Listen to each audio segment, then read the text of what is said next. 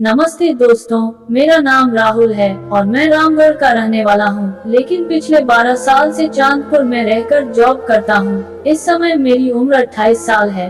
मेरी शादी हो चुकी है और मेरा एक बेटा भी है। मुझे पढ़ना बहुत अच्छा लगता था। मेरे पास ज्यादा पैसे तो नहीं थे। अकेले रहने के कारण कभी कभी जब वो सब करने का दिल करता तो सोचता था कि पैसों से मिल जाएगा, लेकिन फिर सोचता था कि पैसों से मिलने वाला वो में इतना खास मजा नहीं आता जितना सामने वाले की मर्जी से आता है।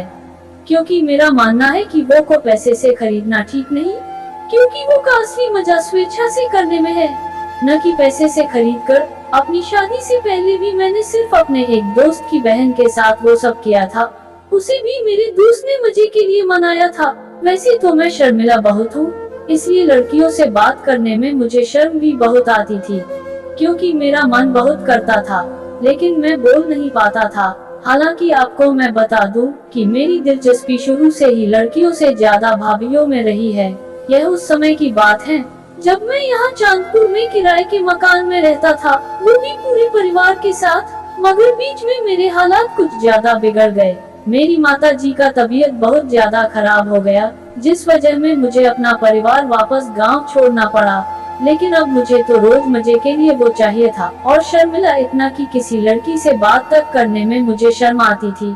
लेकिन जिस फ्लैट में मैं रहता था, वहाँ नीचे के फ्लोर पे एक भाई साहब परिवार के साथ रहते थे। वैसे मैं बता दूं कि मेरी रिश्तेदारी से लेकर घर तक जितनी भी मेरी भाभियाँ हैं, सबसे मेरी अच्छी बैठती है। यूँ कहिए कि एक भाभी जो मुझसे बहुत बड़ी है, उन्हें छोड़कर लगभग हर भाभी के अमरुद को सहलाया है, मगर किसी ने मेरे उस पे रहम नहीं किया और पेट से तोड़कर खाने की इजाजत नहीं दी। तो दोस्तों, अब मैं आपको अपनी कहानी की तरफ ले चलता हूँ, जो मैंने बहुत ही मजेदार पल बिताए थे।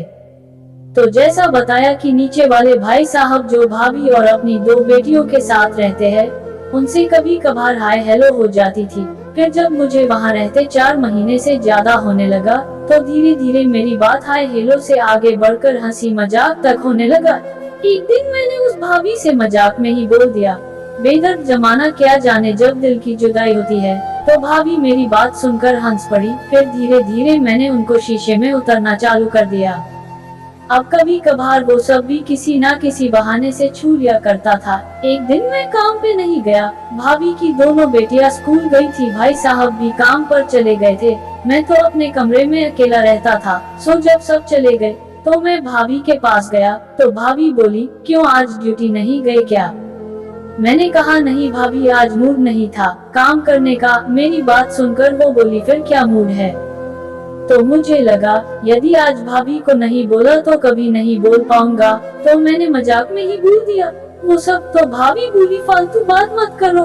मैंने कहा, भाभी क्या है, आप तो एकदम नीरस बातें करती हो, कभी कभी कुछ और भी बातें कर लिया करे ना। और मैंने इसी तरह भाभी को अपनी बातों से पिघलाना चालू कर दिया।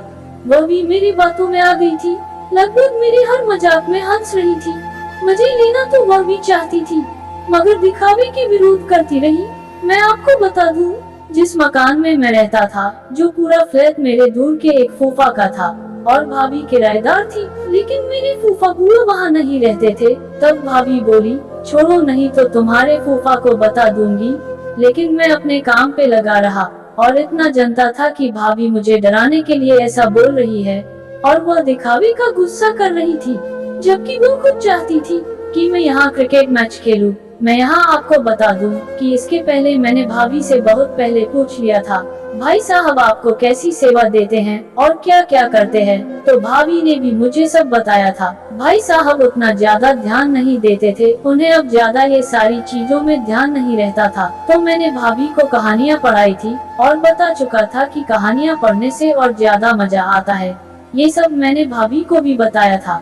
हालांकि घर में आने के बाद भाभी का विरोध न के बराबर था। वह ये कंफर्म करना चाहती थी कि मैं विश्वास लायक हूँ या नहीं।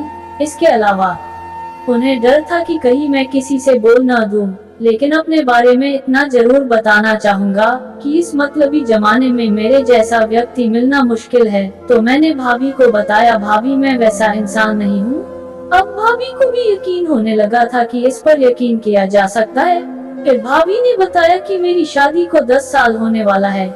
शुरू शुरू में तो मेरे पति मेरा बहुत ख्याल रखते थे और वो भी हफ्ते में 4 बार मिल जाता था, लेकिन अब तो महीने में भी 4 बार नहीं मिलता, जबकि मुझे तो अगर रोज मिले तो भी मैं मना ना करूं।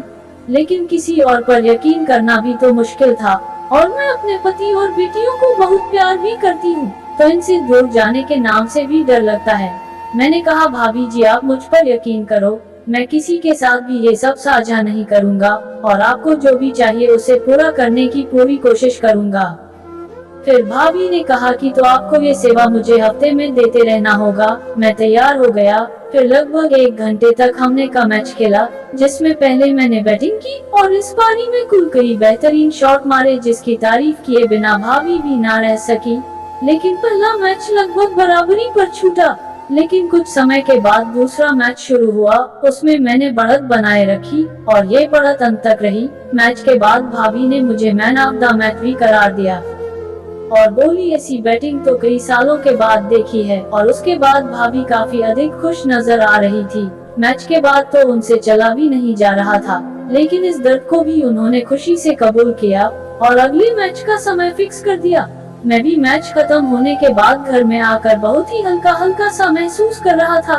कितने महीना से बहुत भारी भारी सा लग रहा था। आज सब कुछ हल्का हो गया।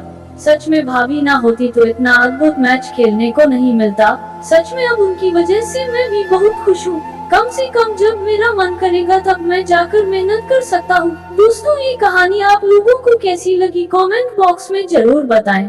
अगर कहानी अच्छी लगे तो मेरे चैनल अनजान वॉइस को सब्सक्राइब करें और वीडियो को लाइक करना ना भूलें। आप लोग मुझे ऐसे ही सपोर्ट करते रहें और अपना प्यार बनाए रखें। फिर मिलेंगे और दिलचस्प कहानी के साथ। धन्यवाद।